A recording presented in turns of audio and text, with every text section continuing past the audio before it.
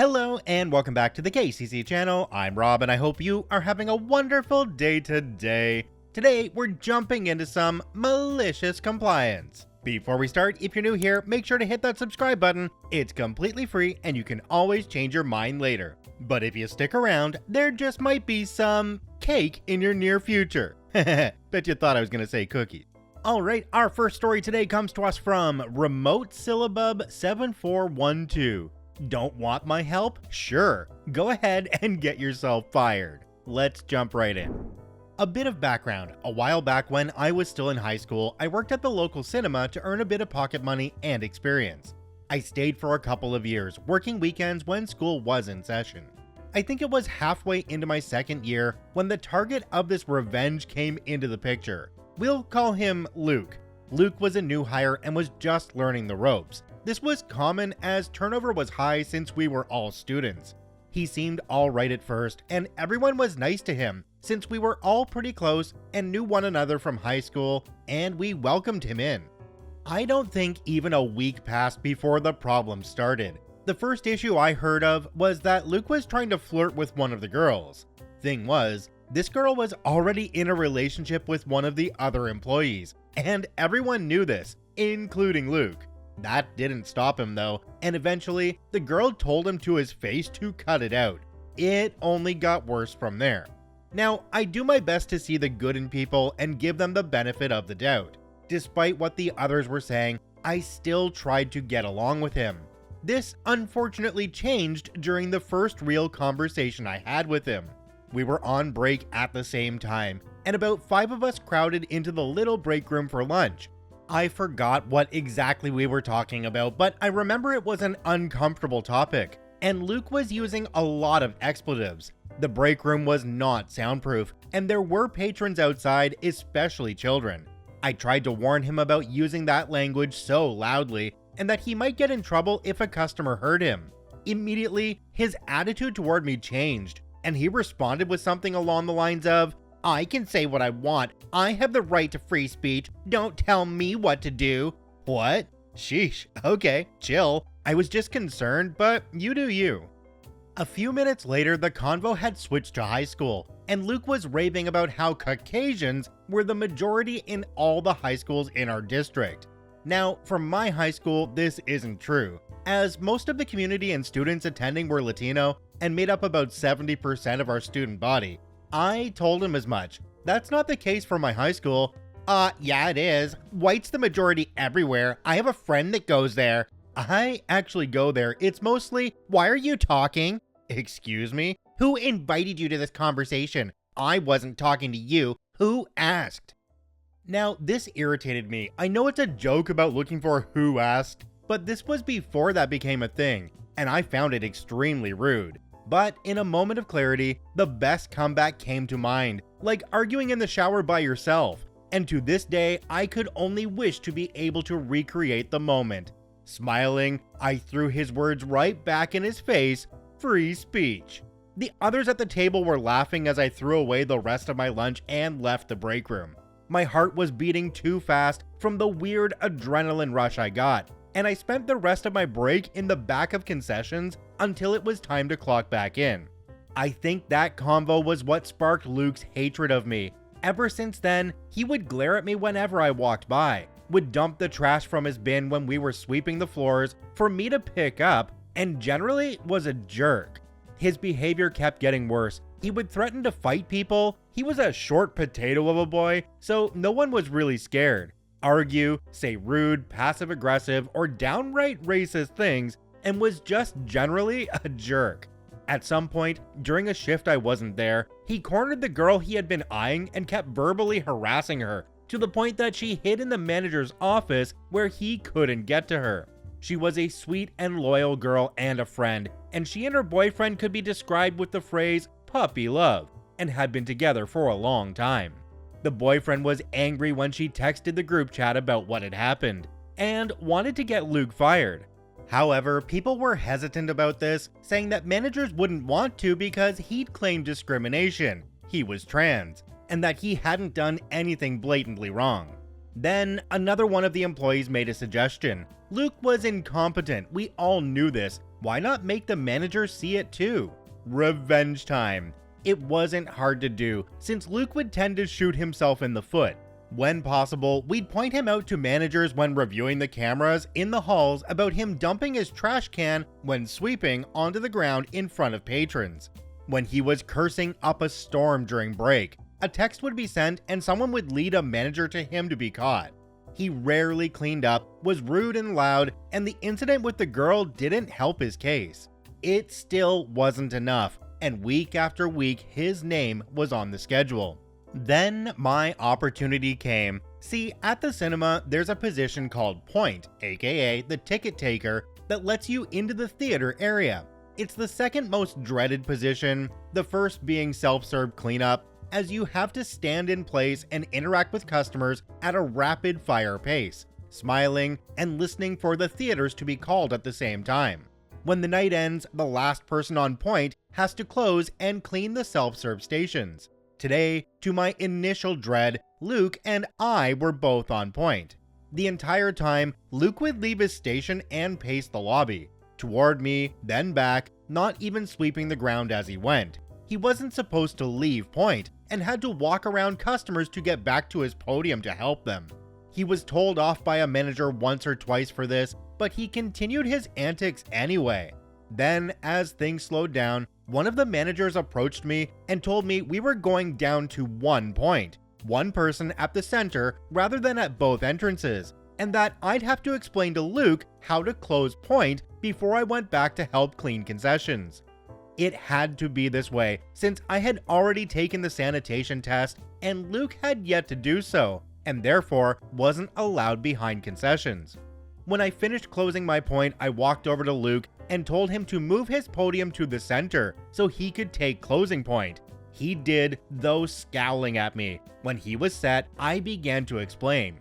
So you'll be closing point tonight after the last movie starts. You'll need to go to the— Go away! What? I don't need your help, so don't talk to me. But I need to teach you how to close point. I don't care, shut up. I know you don't like me, but this is work. You need to— No, I don't want your help. Shut the hell up. But F off, don't talk to me. At this point, I was beyond upset. I was furious. I was trying to help, even after how he had acted, how he treated everyone here. I didn't care what he said in the break room, but it shouldn't affect work. This was ridiculous. I must have snapped or something, because I complied, walking away saying, fine, I don't care, don't ever talk to me again. Hey, I said, waving a hand over my shoulder, don't talk to me ever again. I went behind concessions to help, where he couldn't reach me. I don't know when, but I started crying out of frustration, and one of my friends came and hugged me, bringing me to a corner to cool down. I don't get angry often, and when I do, it makes me scared. I was just sick of his antics, sick of the way he spoke to me, just sick of his attitude. I'm not sure how long I sat back there, but soon enough, that same friend came and waved me to the front of concessions. I wiped my face and walked out, and he pointed to point. There was Luke being instructed by the manager on how to close point, and the manager did not look happy with him. Arms folded, frowning, flat tone, everything spoke of irritation. My friend said they'd already explained that Luke refused my help when the manager asked them what was going on, as point can be seen and heard from almost the entire lobby. Seeing the scene lifted my spirits a bit, and I was able to end the night relatively easily. The next weekend when the schedule came out, I didn't even have to check my email. It was posted in the group text, specifically the section with Luke's name. It was blacked out. If he had quit, his name would have been removed, but the fact it was blacked out meant it was a sudden event. Luke had been fired. I'm not sure what it was that they fired him for anymore, but considering we were always low on staff and they had to worry about discrimination, I'm guessing there were enough complaints that they had to fire him. I'd like to think that last interaction I had with him was the final nail in the coffin, but I was just glad to see him go more than anything. I heard he worked at a common fast food place for a while, but ended up getting McFired from there too. Good luck in life, Luke. You weren't missed. Jumping down to the comment section on this one, there's one from a user called Lady Norbert that says something that I say myself all the time.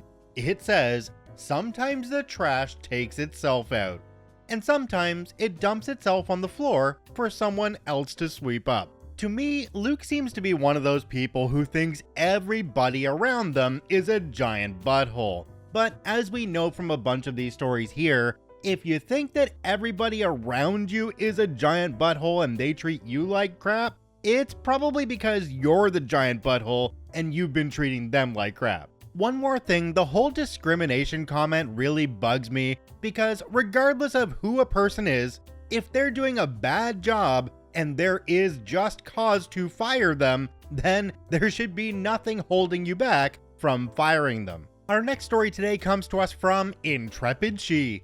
Don't make others uncomfortable? Let's jump right in. This is long, but it has to be to provide the needed details about what happened. About 10 years ago, I worked in a team of scientists, which is almost enough to drop the mic right here, when one day our boss told me others perceive me as contemptuous. I was shocked beyond words. I certainly did not feel superior or feel contempt for anyone. I was so flabbergasted, I was silent for probably 2 solid minutes. I asked for an example of when something I had said or done gave someone that feeling. He said he couldn't divulge that information. Okay. Then I asked for an example he had experienced or observed himself. He said he had none. I said, since I have no clue what I've done, how am I supposed to adjust my behavior? He said he didn't know. I said, basically then, I just need to not talk. He said he wasn't sure. I knew right then what to do. I am pretty introverted, and as a child, I didn't talk for years. I rarely spoke until I was about 13 years old. Got lots of notes from teachers about how quiet I was. I would answer questions when directly asked, but rarely spoke otherwise. So my malicious compliance in this situation was easy for me. I just stopped talking, except when asked a question. I made a point of smiling, showing I was listening, nodding agreement, etc. I was extremely polite and agreeable. Pretty soon, some big issues came up that I had specific knowledge about. I knew how to solve them, but no one else asked. A huge conflict came up between 2 of our labs because one group wanted it one way and the other group had a different opinion. They fought and fought. People were having secret meetings in their offices to try to win, and when they finally arrived at the action they chose, it was wrong. In fact, both groups were wrong, and the whole experiment failed. It's important to know no one was hurt, no property damage or anything like that. Just a lot of wasted time and expense on materials. But I never said a word. This went on for 3 weeks. The lab's budget had to be revised. They had to cut travel expenses, which I was okay with because I didn't want to travel anyway. So no conferences for anyone. This is a big deal for a lot of researchers because it's how we gain notoriety to be able to get grants, among other things. Finally, a colleague asked me why I hadn't spoken for so long, why I was so quiet. Was something wrong? I explained about being told others perceive me as contemptuous. She had the same expression I did when I was told. She said she didn't believe anyone had said that about me. I honestly was surprised again because I believed our boss. Then she asked me what I thought about the experiment design and why it was failing. I told her about the solution I believed would work, which was actually surprisingly simple. She recognized it had a good chance of succeeding and asked me to share the idea at the next department meeting. At that meeting, she asked me again in front of everyone, and I repeated what I told her. Several people asked why I hadn't spoken up sooner. I explained I had been given feedback that indicated I caused others to feel uncomfortable.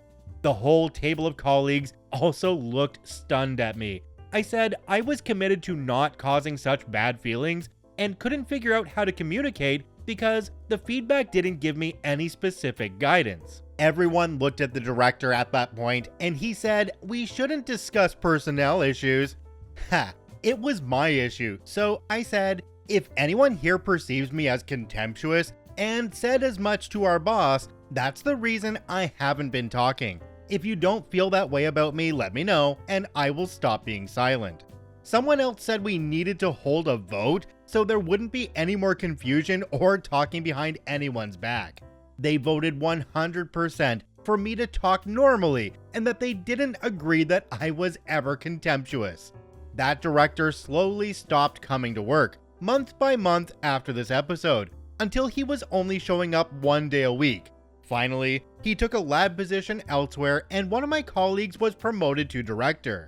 And the experiment was a success. The next year, I got a grant to keep the research going and paid for 2 people to be able to travel to the related conference to present our findings. Jumping down to the comment section on this one, there's one from a user called Glenn Marshall. It says, "Whenever I had a performance review with any negative stuff, I always asked for specifics. Most often, there was none, and the source was confidential. My consistent response was that I could not address something that was vague and unattributed, and, strangely enough, the next review had nothing about it. One time, my review was ghost-written by a manager because my boss, the VP, delegated it. The actual writer got many things wrong, both positive and negative. I escalated it to HR. My boss rescinded the review and disciplined the writer. Later on, when I managed people, I learned from this and made sure my employees' reviews were honest, specific, and actionable to reinforce positives and address negatives." OP responded to this comment and said, "That's such a great example you have given of learning from a negative experience to make a positive out of it. You rose above it and helped make a better workplace for others. Congrats to you. I have the same goal as a leader myself. I give negative feedback with enough detail the employee knows exactly what is expected." Now, I've managed a few different places myself, and one of the tactics that I used if I ever had to give constructive criticism to an employee is that I would sandwich it on either side with something good they were doing. So I'd start off with congratulating them on something or saying they did a really good job at this. Then I'd go into the constructive criticism. "Well, you could do this a little bit better and here's how." And then after that, I would finish it off with a feel good and "I really like the way you did this." Getting back to the story here though, I think we need more information because it seems like the director had some kind of vendetta towards OP, but we don't know why, so that was kind of odd. Check out both OPs, linked in the description down below. I thank you for watching, I hope you have a wonderful day, and we'll see you tomorrow.